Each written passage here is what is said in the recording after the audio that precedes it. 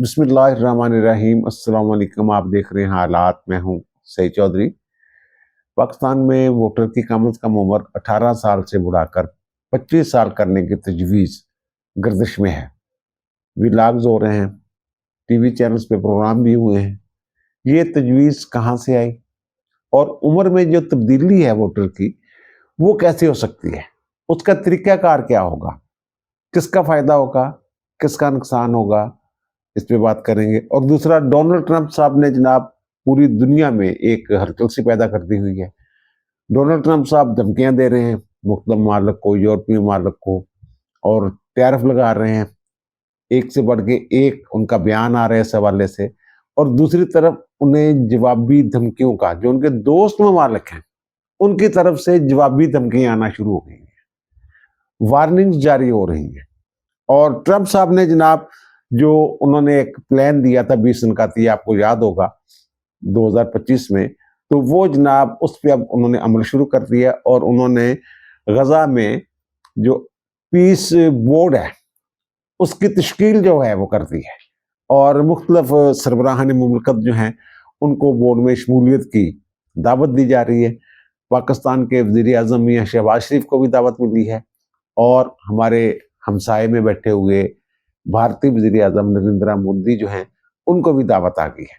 जिन ममालिक के सरबराहों को डोनाल्ड ट्रंप ने इस बोर्ड में शमूलियत की दावत दी है उसमें वज़ीर आज़म अल्बानिया, सदर अर्जेंटाइन, वज़ीर आज़म ऑस्ट्रेलिया, प्राइम मिनिस्टर कनाडा और उर्दन के शाह जो हैं, पाकिस्तान के वज़ीर आज़म मियां शहबाज शरीफ, पैराग्वे के सदर, तुर्की के सदर तैयब एर्दोगान, मिस्र के सदर जनरल अस्सीसी और भारत के वज़ीर आज़म नरेंद्र मोदी जो हैं ये शामिल हैं।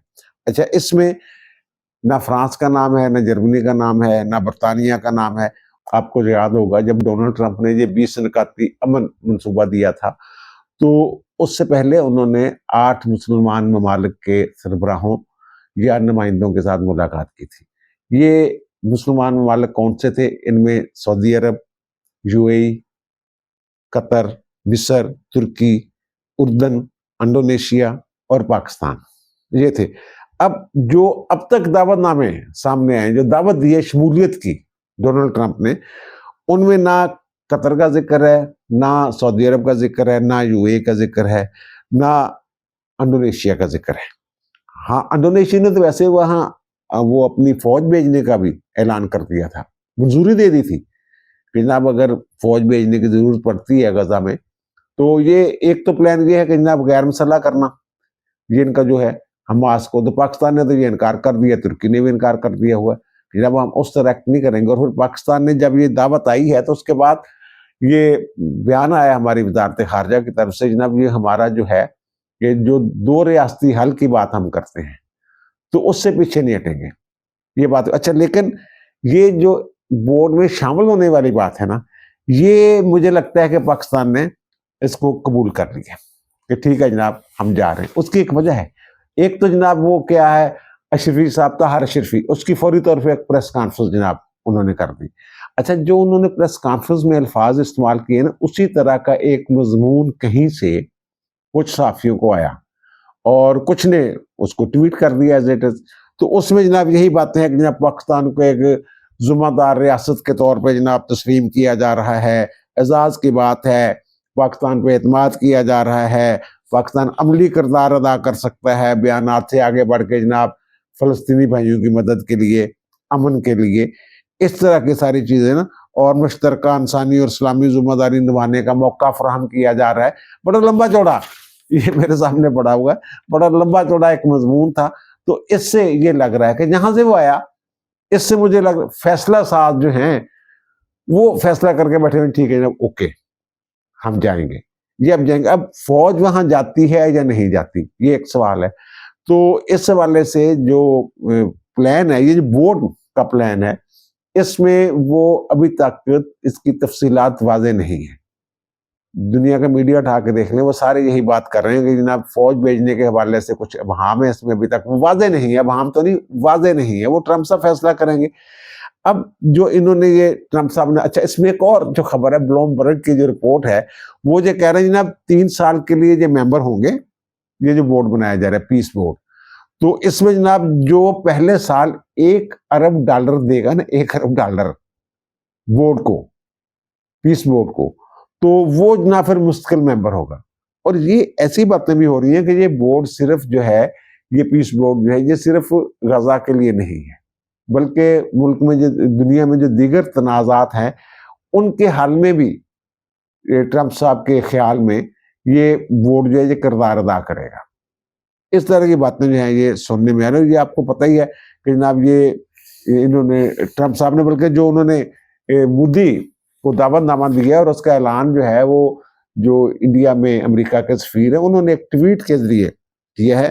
तो वो ये फरमा रहे हैं उसमें कि जनाब 29 सितंबर 2025 को मैंने गजा के तनाज़े के लिए एक जामे हल दिया था 20 निकाती, और उसको जनाब आलमी रहनुमाओं जिनमें अरब और अरब दुनिया, इसराइल और यूरोप के बड़े बड़े सरबराहान जो थे उन्होंने जनाब बड़ी तेजी के साथ उसको कबूल किया।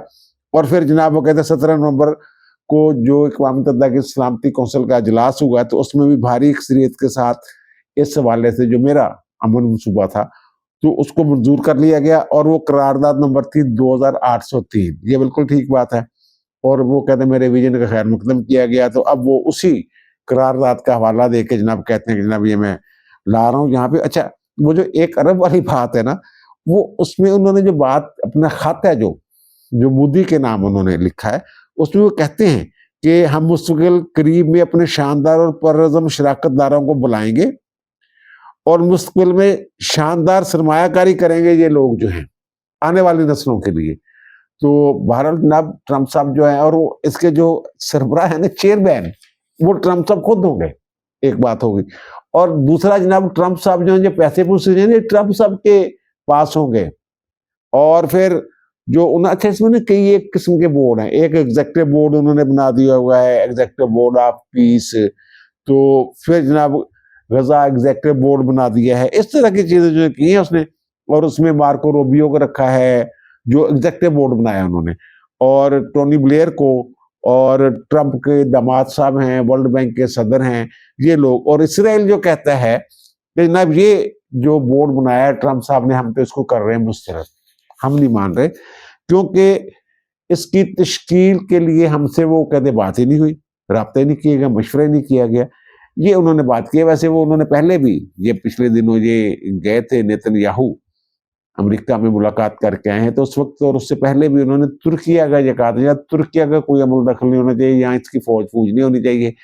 फिर बाद में ये भी सुना कि जब उन्होंने पाकिस्तान पे भी कह दिया ना, पाकिस्तान की फौज नहीं होनी चाहिए वहां पे। और खतरा शायद ये हो उनको जनाब, ये ताकतवर मुल्क हैं, एक दफा आ गए किसी बहाने से तो फिर तो जनाब ये हमारे हमसाये में आके बैठ जाएंगे, तो हमारे लिए मुश्किलात पैदा कर सकते हैं। और ये भी हो सकता है कि कल को जाने से इनकार ही कर देते। ये वर्दवान के हवाले से उनके कुछ इस किस्म के खदशात हैं।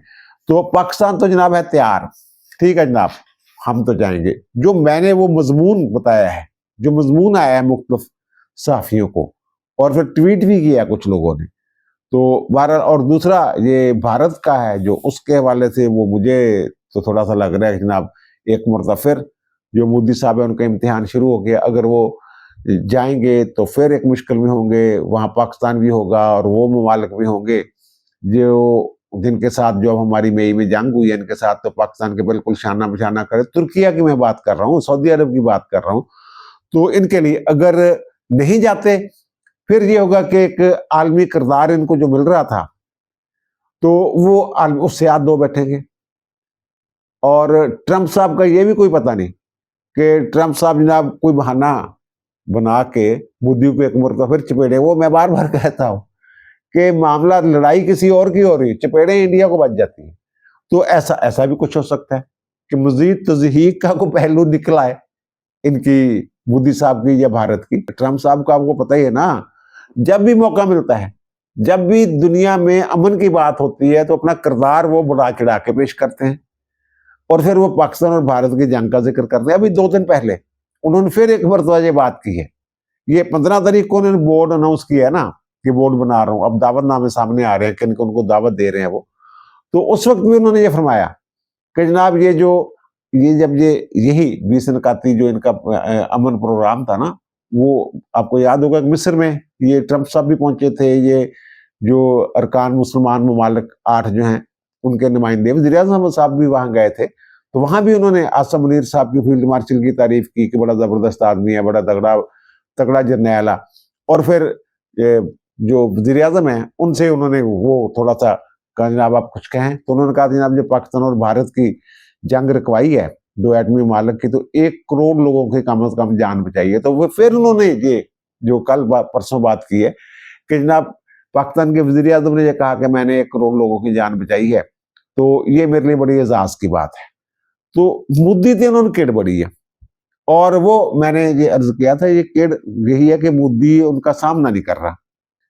जब ये कनाडा में कॉन्फ्रेंस हो रही थी, तो अब तो ये हुसैन हक्कानी साहब ने भी यही बात कर दी, तो उन्होंने कहा, जनाब जरा रुकते जाना साढ़े कोल, तो इन्हें कहने जी मेरे तो इलेक्शन हो रहे, पता नहीं की बहाना बना के निकले आया सी। ते फिर दूसरी वो जब अक़वाम मुत्तहिदा की वो थी जनरल असम्बली का इजलास, तो वहाँ भी मोदी साहब नहीं गए थे कि अगर जाता तो शायद ट्रंप से मुलाकात करनी पड़ जाती, अगर ना करता तो फिर बदनामी होती कि जनाब गया भी सी, मुलाकात भी नहीं करके आया ट्रंप के नाल।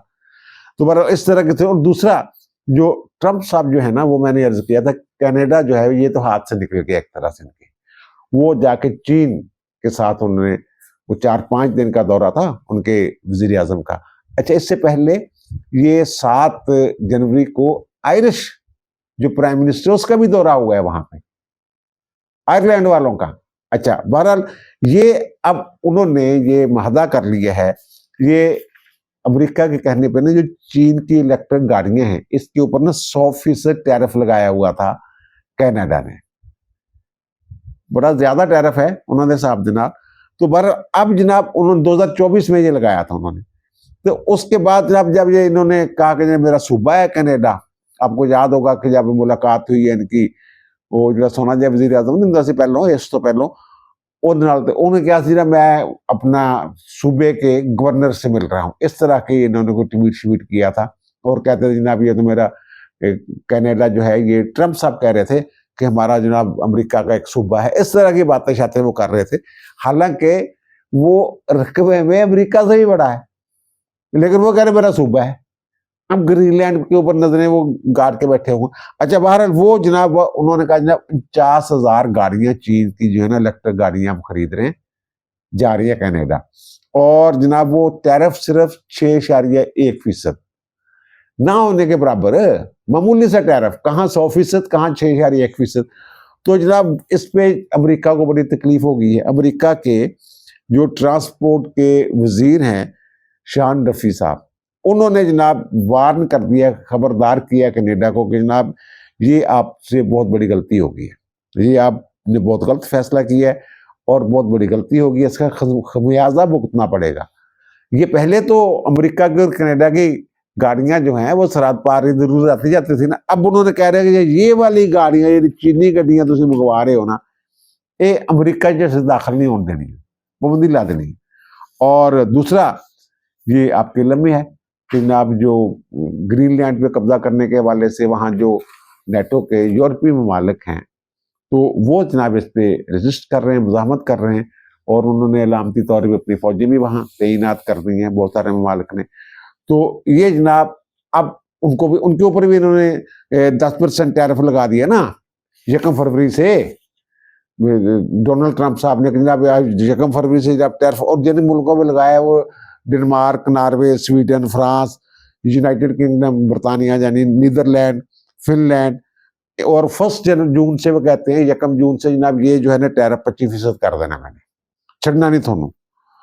तो फिर इसके जवाब में जो फ्रांस के सदर हैं मैक्रोन, उन्होंने यूरोपीय यूनियन से एक मुतालबा किया है, ये खबर छपी है कि ग्रीनलैंड के ऊपर जो ये ट्रंप साहब धमकी दे रहे हैं ना, तो फिर हमें भी जो अपना तजारती हथियार है उसे इस्तेमाल करना चाहिए। अगर ये हो जाता है तो कहते हैं ना, पहली मरतबा होगा कि तजारत को यूरोप जो है या यूरोपीय यूनियन अमेरिका के हवाले से ये हथियार के तौर पे इस्तेमाल कर रहे हैं। तो वो कह रहे हैं जनाब जो यूरोपीय यूनियन तक के जो मंडियां हैं ना, वहां तक अमेरिका की जो एक्सेस है ना वो महदूद की जाए, यानी अमेरिका से पाबंदियां ला दो कि भाई जी ना तो सरदा माल खरीदना ना बेचना। और दूसरा जो अमेरिकी बैंक हैं वो खरीदारी के एलसी वगैरह नहीं खुलवाते, वो वहाँ यानी यूरोपीय ममालिक में अमेरिकी बैंकों को तजारती किरदार जो है वो अदा करने से रोका जाए, इस तरह की तजवीज़ है ये उनकी। अब ट्रंप साहब पीछे हटते हैं या ये आगे बढ़ते हैं, होता क्या है, बहरहाल एक तनाव की कैफियत है। और अब ये 18 जनवरी ही की बात है कि जनाब एक मुश्तरका बयान नेटो के रुकन ममालिक जो यूरोपीय ममालिक हैं, उन्होंने, उनमें Denmark, Finland, France, Germany, Holland, Norway, Sweden, बरतानिया भी उसमें शामिल है। उन्होंने एक मुश्तरका बयान जो है वो जारी किया है, और वही कि नेटो के रुकन ममालिक हैं, मफाद अजीज जो बातें होती हैं सारी, और वो ये कह रहे हैं कि जनाब डेनमार्क की जो किंगडम ऑफ डेनमार्क है ना, सल्तनत डेनमार्क, और ग्रीनलैंड के लोगों के साथ मुकम्मल यकजहती के साथ हम खड़े हैं। अच्छा, बयान में ये कहा गया कि जनाब खुद मुख्तारी और इलाकाई सलामत के असूल पर मबनी बातचीत में शामिल होने के लिए तैयार हैं, लेकिन ये डेनमार्क और ग्रीनलैंड के साथ हम मजबूती के साथ खड़े हैं, एक बात। और दूसरी बात वो ये कह रहे हैं कि जनाब ये जो हरकतें कर रहे हैं ना अमेरिका वाले, तो उससे जो नेटो है या जो हमारा इत्तेहाद है वो खतरनाक हद तक कमजोर हो सकता है। लेकिन असी जेडे हाँ जेडे बयान जारी कर रहे हैं वो इस ਜਿਹੜਾ ਸਾਡੇ ਤੇ ਟੈਰਿਫ ਸ਼ਰਫ ਲਾ ਰਹੇ ਨੇ ਨਾ, ਉਹ ਕਹਿੰਦੇ ਟੈਰਿਫ ਲਾ ਰਹੇ ਨੇ, ਇਹਨਾਂ ਤਲਕਾ ਜਿਹੜੇ ਕਮਜ਼ੋਰ ਹੋਣਗੇ ਉਹਨੇ ਕਿਹਾ, ਲੇਕਿन ਅਸੀਂ ਰੱਦ अमल ਦੇ ਵਿੱਚ ਅਸੀਂ ਮੁਤਹਦ भी हैं ਤੇ मजबूत एक दूसरे से जुड़े हुए भी हैं, तो हम हर हाल में अपनी खुद मुख्तारी को बरकरार रखने के लिए पुरज़म है। ये जनाब उनका बयान आ गया हुआ है। तो अब देख लें कि ट्रंप साहब जो हैं वो किस हद तक उन्होंने नाराज किया हुआ है अपने दोस्त मालिक को। अच्छा, ये जो है ना, ये ट्रंप साहब ये कहते हैं कि जब नेटो ने इनको सहारा दिया, इसने इनको पाला पोसा, लेकिन जो यूरोपियन है वो कहते हैं अमरीका साहब तुसी किहड़े भुल फिरते हो, तुसी तो जम्मे भी नहीं सी ਜਦੋਂ ਅਸੀਂ ਦੁਨੀਆ ਦੇ ਹੁਕਮਰਾਨੀ ਕਰ ਰਹੇ ਸੀ। ਫਰਾਂਸ ਦੀ ਹੁਕਮਰਾਨੀ, ਅੱਧੀ ਹੁਕੂਮਤ ਜਿਹੜੀ ਸੀ ਉਹ ਦੁਨੀਆ ਦੇ ਫਰਾਂਸ ਦੀ ਸੀ, ਅੱਧੀ ਬਰਤਾਨੀਆ ਦੇ। ਜਿਹੜੇ ਛੋਟੇ ਛੋਟੇ ਮੁਲਕ ਨੇ ਜਿਹੜੇ ਇਹ ਜਿਹੜੇ ਹਾਲੈਂਡ ਵਾਲੇ ਨੇ ਉਹ ਹਿੰਦੁਸਤਾਨ ਤੱਕ ਨਹੀਂ ਆਏ ਸੀ। ਉਹ ਕਹਿੰਦੇ ਤੁਸੀਂ ਤੇ ਖੁਦ ਬਰਤਾਨੀਆ ਦੇ ਮਤਹਿਤ ਰਹੇ ਹੋ, ਗੁਲਾਮੀ ਚ ਰਹੇ ਹੋ, ਕਿੱਥੇ ਭੁੱਲੇ ਫਿਰਦੇ ਹੋ। ਯਾਨੀ ਉਹਨਾਂ ਨੇ ਵੀ ਇੱਕ ਜ਼ੋਮ ਤੇ ਹੈ ਨਾ ਆਪਣੇ ਸਕਾਫਤ ਦਾ, ਤਾਰੀਖ ਦਾ। ਉਹ ਕਹਿੰਦੇ ਨੇ ਅਸੀਂ ਘਾਟਾ ਤੇਰੇ ਨਾਲ, ਉਹ ਕਹਿੰਦੇ ਅਸੀਂ ਤੈਨੂੰ ਬਚਾਇਆ ਰੂਸ ਕੋਲੋਂ, ਇਹ ਕਹਿੰਦਾ ਮੈਂ ਤੁਹਾਨੂੰ ਰੂਸ ਤੋਂ ਬਚਾਇਆ। ਇਹ ਜਿਹੜਾ ਜ਼ੋਮ ਹੁੰਦਾ ਨਾ, ਬਰਤਰੀ ਹੁੰਦਾ, ਨਸਲੀ ਬਰਤਰੀ ਦਾ ਇੱਕ ਜ਼ੋਮ ਹੁੰਦਾ, ਉਹ ਵੀ ਬਾਜ਼ ਕਰ ਜਿਹੜਾ ਉਹ ਸੁਰਾ ਨਹੀਂ ਹੋਣ ਦਿੰਦਾ। ਉਹ ਗੱਲ जनाब ਵੱਧਦੀ ਜਾਂਦੀ है। फिर बहरहाल देखें क्या होता है जनाब। और दूसरा जो जनाब ये एक रौला पड़ा हुआ है कि जनाब 18 साल की बजाय कम से कम उम्र जो है वोटर की 25 साल कर दी जाए, तो इनका की फायदा होएगा। जब ये जहन में आती है बात, ये एक तजवीज़ सामने आती है जनाब। ये तजवीज़ कहाँ से आई है? ये वहाँ से ही आई है, यहाँ से सूबों वाली तजवीज़ है, दीगर तजवीज़ आई नहीं है। अब इसका नुकसान क्या? इसका नुकसान हुकूमत को होगा, पीटीआई मुखालफिन को इसका नुकसान होगा। ये जो मेरी जो सोच है उसके मुताबिक बात करूँ, फौरी तौर पे जो जहन में बात आती है कि ये जनाब 18 साल वाले या 25 साल वाले या जो नौजवान हैं, ये जनाब सारे जो हैं ये इमरान खान के बयानिया से गुमराह हो चुके हुए हैं, और ये सारे पीटीआई के वोटर हैं। तो जनाब इनको जनाब अगर निकाल दें तो हालात बेहतर हो जाएंगे। यानी जो 18 साल वाले वोटर हैं, 18 से 25 साल वाले, तो वो अगर निकल जाएंगे तो भाई मेरे, ये तो आप जो उनको जो वो रिएक्शनरी हो सकते हैं। वो लोग जो नहीं भी पीटीआई के साथ, वो उनके जहन में ये बयानियां बनाना जानते हैं, उनके जहन में ये बिठा देंगे कि जनाब आपको आपके हक रायदही से इसलिए वो महरूम कर दिया गया है कि आप जो है ये पीटीआई के साथ हैं। तो ये लोग जो अभी उसके साथ नहीं हैं, वो भी ये जहन में सोच लेंगे जनाब हमें तो धक्का मार के उन्होंने दूसरी तरफ फेंक दिया है, तो कितनी देर तक जनाब ये पाबंदी रह सकती है? उन्होंने आखिर 25 साल का भी तो हो ही जाना है ना। तो ये तो सीधा सीधा एक, ये आप ये कह लें कि 18 से 25 साल तक के जो वोटर है ना, ये इलेक्शन कमीशन की रिपोर्ट के मुताबिक उसके आधार 2,47,00,000 है। यानी 2,47,00,000 वोटरों को आप सीधा सीधा अपने सामने खड़ा कर अपना मुखालिफ का डिक्लेयर कर रहे हैं, और वो 2,47,00,000 लोग जो हैं वो चुप करके बैठ जाएंगे। फिर वो आपके खिलाफ वो मंजी ठोक देंगे आपकी। वो इस अंदाज में कैंपेन, इस तरह के वर्कर बन के काम करेंगे, पॉलिटिकल वर्कर इमरान खान के या पीटीआई के, कि आपकी सोच है। अब इससे एक तो ये कि ये इतना आसान काम नहीं, ये जो है ना वोट की उम्र, ये आइन में दी हुई है। आइन के आर्टिकल 51 में, 51 में ये लिखा हुआ है कि जब जो अरकान असम्बली, कौमी असम्बली को के चुनाव के लिए कितनी वोटर की, वो कहते हैं कम से कम 18 साल। इसी तरह जो 106 है वो सवाई असम्बलियों के मुतल्लक है, तो वहां भी वोटर की उम्र जो है वो कम से कम उम्र 18 साल है।